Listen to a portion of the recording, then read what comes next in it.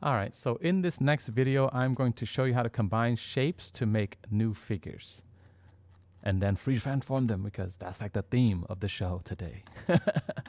So I'm going to, let's say, create a new shape.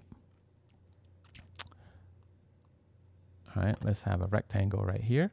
And then I have a new layer. I'm going to click on this layer and I'm going to click on a new shape to create a new shape like this.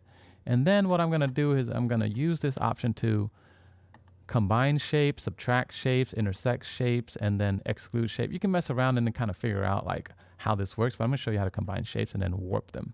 So I'm going to combine shapes. So I'm going to create a rectangle like at the top right here, and look what happens.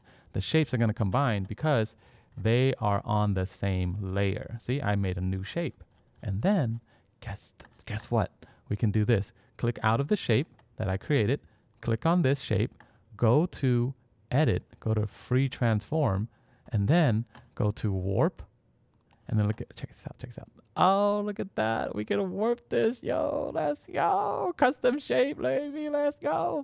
So that's basically how you make like your own custom shapes by combining shapes or subtracting shapes and then just warping it. So let your imagination go wild. All right, gotta record the next video.